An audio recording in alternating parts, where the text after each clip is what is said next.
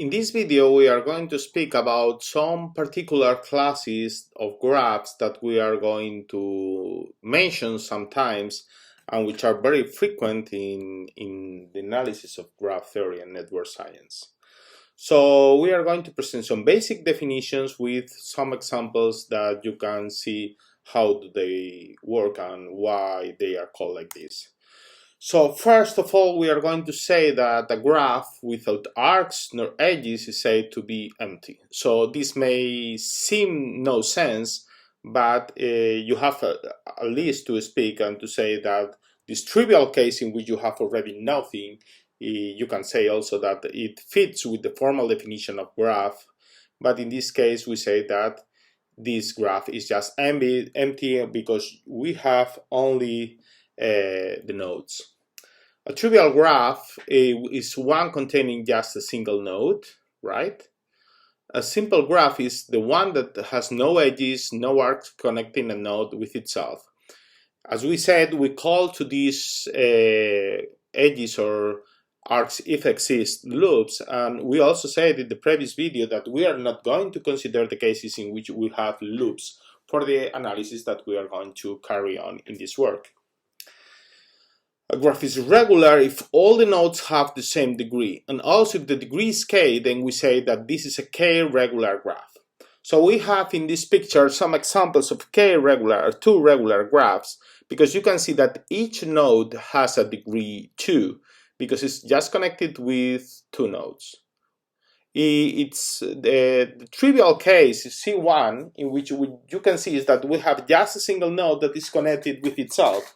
But if we count, and we can appreciate that they are like two connections, one that is departing the edge and the other is returning, so the degree is 2. And also the degree has to be, as we say, it's an even number, so it's because each edge is counting 2 for the sum of the degree, so it makes sense. We say that the graph is complete if each node is connecting with all the other nodes, and we denote by Kn the simple complete graph with n nodes. We recall that simple means that there are no loops. So you have here the representation of K1, which is just a node, K2, which are two nodes connected by an edge, K3, which is like a triangle, K4 is like a tetrahedron looking from above, and K5, which means that you have like a star inside a pentagon. Also, a very interesting case is a graph bipartite. So bipartite graphs is the graphs where you have that you can split in two parts the certain nodes, and you call B1 and B2. And what you have is that each arc and edge connects a node of B1 with a node of B2. So you cannot have connections between edges of B1, and you can neither have connections between nodes, of B2.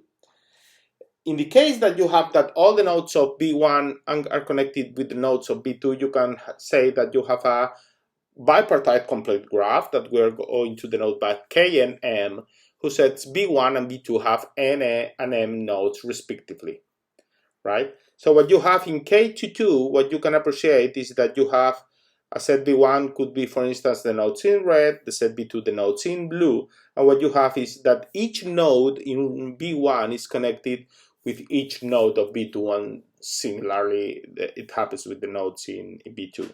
So also you have some representations of K24 and K24 and K33 and K33. So the thing is that bipartite graphs usually have a representation where you have like in one side all the nodes and in the other side the other nodes of B1 and B2, but you can have different representations, as you can see when they say that they are mixed, but in fact it's already satisfied the property that you can only connect nodes of B1 with nodes of B2.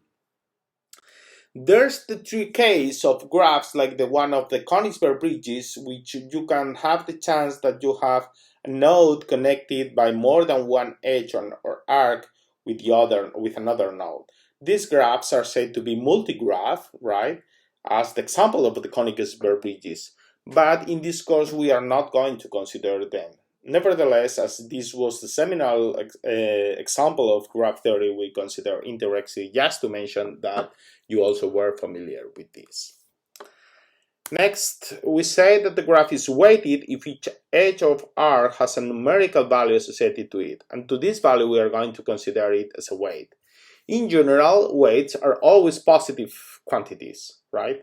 In these cases, the graph will be denoted with three letters, V standing for the nodes, E for the edges, and W standing for a weight function that is assigning a number to each edge or arc. So for instance, the function W in this case is assigning the number 5 to the edge AC, and it's assigning the number 7 to the edge 7CF, and so on. You can continue with the rest of examples, right?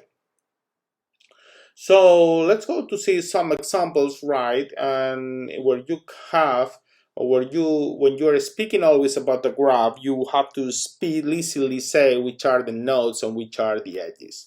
So recalling that B is a non-null set of elements that are nodes and E is the set of pairs of elements.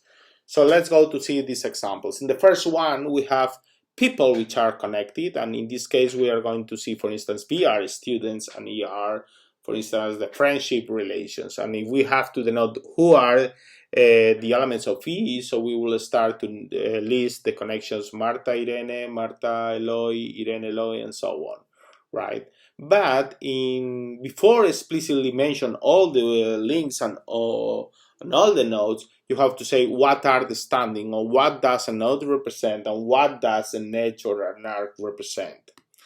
In the next example, we have a bipartite graph where we have people, the same students, and nationalities. So for instance, in this case, you can see that nodes can represent different things, right? No, they are not needed to represent the same thing.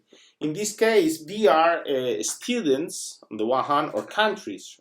So you can say that B1 could be Sergio, Alba, Eloy, and Marta, and you can have that B2 is Mexico, Argentina, Chile, and Colombia. So what you can have is that you can consider that these are the nodes, and the edges are connecting a student with a country, and they could represent exchange applications to move for another university of this country. In the next example, what you have is a network of computers, and the net VR standing or will represent computer, and it could represent connections that are set between computers. And in the final case, the first three are non-directed graphs. The last one is a directed graphs, where we have that representing that VR squares or meeting points in a city, right? And or crossroads, and E are the streets connecting them. So you can see also with the arc is represented in which direction you can go. So for instance, you can go from P1 to P2, but you cannot go from P2 and P1. Okay, so this is something that you don't have to forget, that whenever you are speaking about networks or graphs, you have first, before listing everything, to say what are standing nodes and what are standing edges. And that's all by this video. Let's see in the next one.